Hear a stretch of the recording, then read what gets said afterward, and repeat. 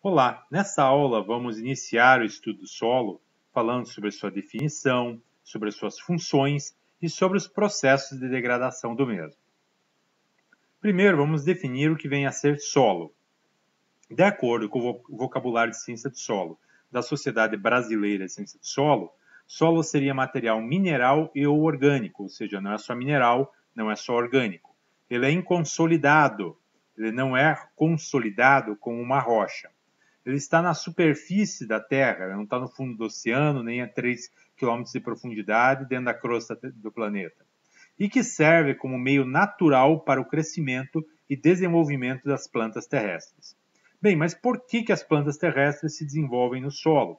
Porque no solo elas vão encontrar 5 fatores básicos para o crescimento delas, que são, primeiro, o suporte, segundo, a disponibilidade de água, terceiro, a disponibilidade de oxigênio, quarto, a ausência de fatores inibidores e quinto, os nutrientes essenciais. Mas que nutrientes essenciais são esses? Os nutrientes que as plantas precisam, eles são separados em macro e micronutrientes. Os macronutrientes são nutrientes que a planta precisa em maior quantidade. Se incluem aí o nitrogênio, o fósforo, o potássio, o cálcio, o magnésio e o enxofre. E os micronutrientes são nutrientes que a planta precisa em menor quantidade, onde se incluem o cobre, o ferro, o zinco, o manganês, o níquel, o molibdênio, o boro e o cloro. Os macronutrientes não são mais importantes que os micronutrientes. Os dois grupos são igualmente importantes, só que os macronutrientes a planta vai precisar dele em maiores quantidades e os micronutrientes em menor quantidade. O solo não é o único meio para o crescimento das plantas. Aqui, por exemplo, nós temos uma condição de hidroponia. Também nessa situação estarão sendo fornecidos os 5 fatores de crescimento de plantas. Só que, nesse caso, não há a presença do solo.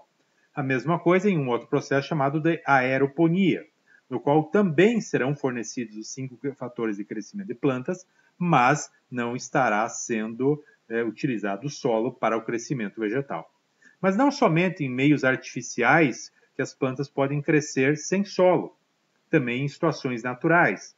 Aqui eu tenho, por exemplo, o aguapé, que é uma espécie aquática flutuante, crescendo também num corpo hídrico. Então, o aguapé ele é uma planta que também vai se desenvolver sem a presença de solo.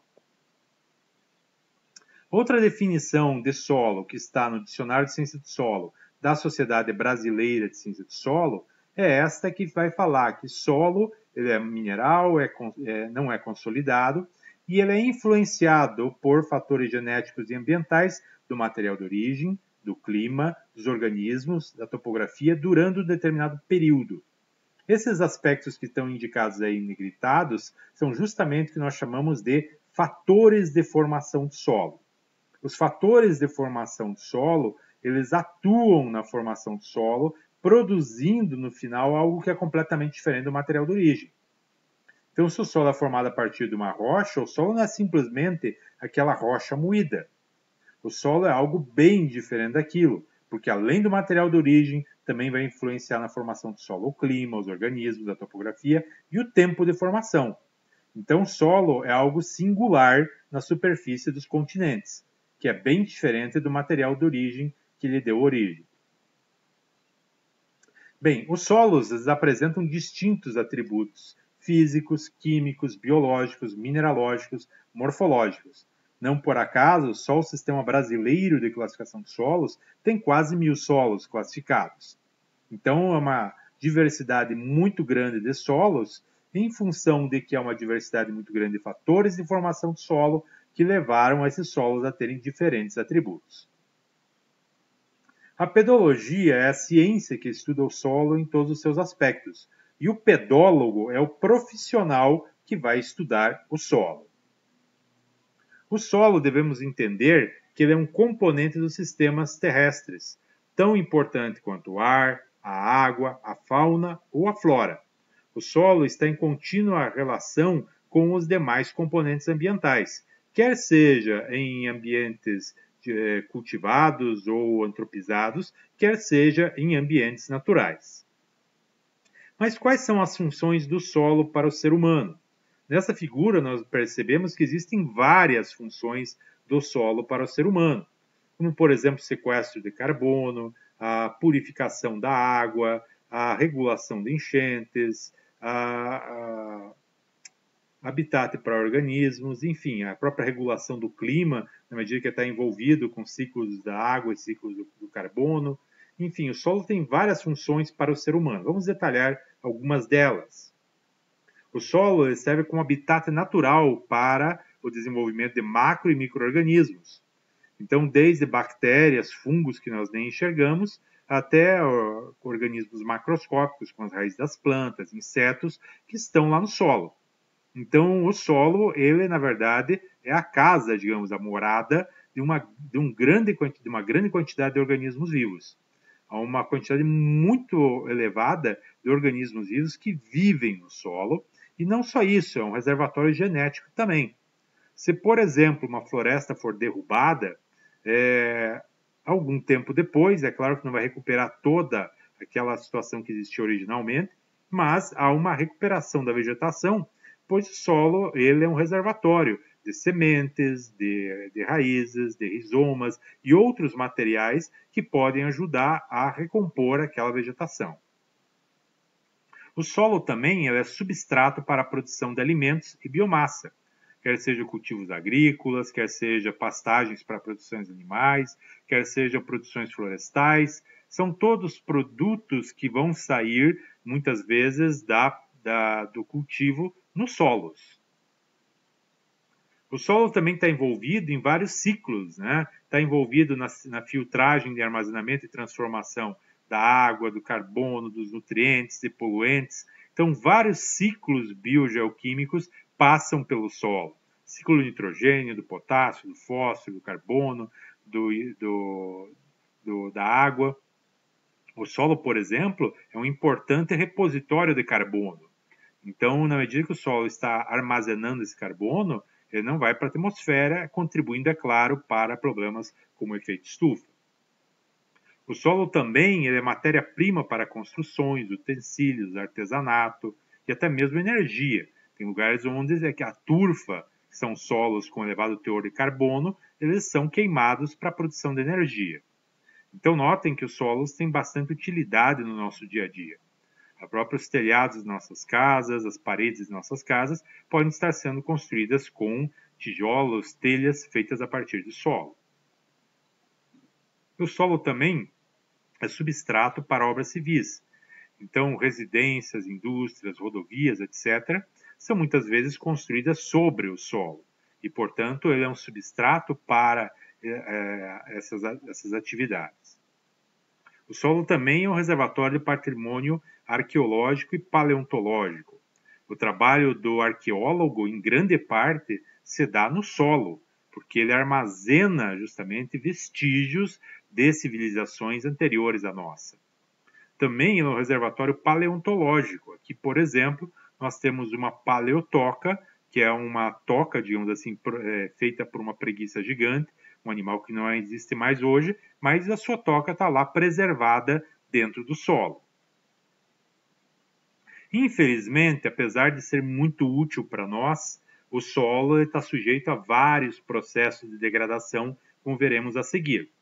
Primeiro é a redução da fertilidade química. Toda vez que nós fazemos uma colheita, por exemplo, num produto agrícola, forrageiro, num produto florestal, nós estamos retirando matéria orgânica, nutrientes que iriam voltar para aquele solo. Então, se continuamente nós só estamos fazendo colheitas e não estamos repondo nada ao solo, vai havendo uma progressiva diminuição da fertilidade desses solos. Também a diminuição da matéria orgânica do solo. Muitas vezes o manejo imprimido a esse solo pode ser, por exemplo, o manejo de queima. Então, após a colheita, os resíduos vegetais são queimados e, com isso, eu diminuo a quantidade de matéria orgânica que vai ser reposta ao solo. E, ao longo do tempo, o solo vai perdendo seu teor de matéria orgânica. A matéria orgânica vai ser decomposta e o solo vai ficando cada vez com menos matéria orgânica. Outro processo de degradação é a compactação do solo, ou seja, a redução do seu espaço poroso. Essa compactação pode ser devida ao tráfego de máquinas, ao empilhamento de material colhido, ao tráfego de animais ou até mesmo de pessoas sobre o solo. Todos eles imprimem peso, ou seja, força sobre o solo. O solo, em última análise, ele é como uma esponja. Quando você aperta uma esponja, ela diminui os poros e, embora não haja diminuição da matéria sólida. No entanto, a esponja, quando você solta ela volta, porque ela é elástica. Mas, infelizmente, o solo não é elástico. Ao ser pressionado, vai diminuir a porosidade dele. No entanto, ao sair essa pressão, ele não vai voltar à condição original que ele estava. Ou seja, o solo vai permanecer compactado. Ao permanecer compactado, o solo vai diminuir a sua infiltração, vai diminuir a infiltração de água, vai diminuir essa capacidade de armazenamento de água, vai diminuir o espaço para crescimento de raízes, para a movimentação da fauna do solo e também para a entrada do oxigênio dentro do solo. Outro processo de degradação é a perda de solo e água por erosão hídrica e eólica. Aqui no Brasil, principalmente a erosão hídrica causada pela água, embora em alguns locais também possa ser relevante a erosão eólica causada pelo vento. Então, esse processo todo da erosão hídrica, ela começa com o impacto da gota da chuva no solo. Quando a gota da chuva está impactando o solo descoberto, ela começa a desagregar, separar as partículas individuais de solo. E com isso começa aí o processo de erosão. Na sequência, começa a escorrer essa água sobre o solo e vai causar o processo que a gente chama, então, de erosão laminar. Quando ainda as pessoas têm uma ideia que ainda não é um processo de erosão, mas já é um processo erosivo. Quando essa água começa a se concentrar, pode começar, então, a formar o que a gente chama de erosão em sulcos. Então, quando ela começa um processo de aprofundamento ali verticalmente. E se esse processo for evoluindo, pode chegar eventualmente até o que se chama de vossoroca. Claro que a vossoroca já é um processo muito adiantado de erosão. A erosão começou lá atrás, no impacto da gota da chuva.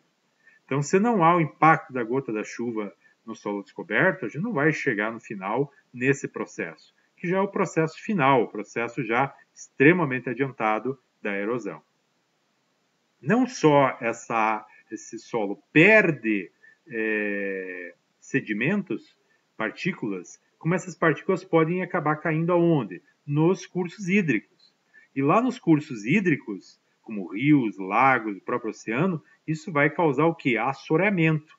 Ou seja, vai diminuir a calha do rio, por exemplo, e contribuindo com isso, com a, digamos assim, com a piora da qualidade dessa água, também com o aumento do risco de enchentes, em função desses processos de assoreamento. Outros processos de degradação são a desertificação e a arenização, que vamos verificar que não são sinônimos, são processos distintos.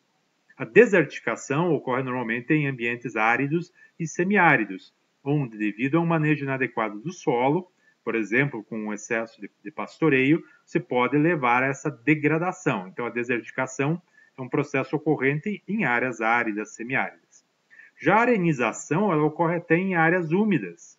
Aqui, por exemplo, é uma região onde chove bem, lá no sul, no sudeste do Rio Grande do Sul, do sudoeste do Rio Grande do Sul. No entanto, observem a situação que se encontra esse solo em função de um manejo adequado ao longo dos anos. Solo praticamente todo degradado, mas não é por falta de água, é por falta de um manejo adequado num solo que é muito frágil, levando, é claro, à degradação do mesmo. E nesse caso nós chamamos de arenização, porque aí não tem nenhuma relação com déficit hídrico, mas sim com manejo inadequado em solos muito frágeis. Outro processo é a contaminação por resíduos rurais, urbanos e industriais. Então, esses resíduos rurais, urbanos, industriais, eventualmente, se forem adicionados ao solo sem nenhum cuidado, podem causar efetivamente contaminação dos solos, prejudicando a vida no solo, prejudicando a disponibilidade de água, prejudicando o crescimento de vegetais. Também o decapeamento para fins de exploração mineral. Aqui, por exemplo, é uma área onde foi explorado o quartzito. Aqui uma outra área onde foi explorado a areia do solo. E notem como agora o ambiente está degradado, não há mais condição de se recuperar a vegetação que ali havia originalmente. E também alteração para obras civis, cortes e aterros. Nesse caso, onde observamos que foram feitos cortes e aterros no terreno, e, é claro, houve uma acentuada degradação do solo por essa atividade da construção civil. Agora, a conservação de solo é justamente a combinação de todos os métodos de manejo e de uso da terra para proteger o solo contra o esgotamento ou a deterioração por fatores naturais ou principalmente por fatores induzidos pelo ser humano. Então, é claro que, assim como existem vários processos de degradação de solo, existem também vários processos de conservação de solo, para tentar não só manter o solo numa condição adequada, mas, se possível, até melhorar ele, quem sabe. Bem, era isso então, gente. Obrigado pela atenção de vocês.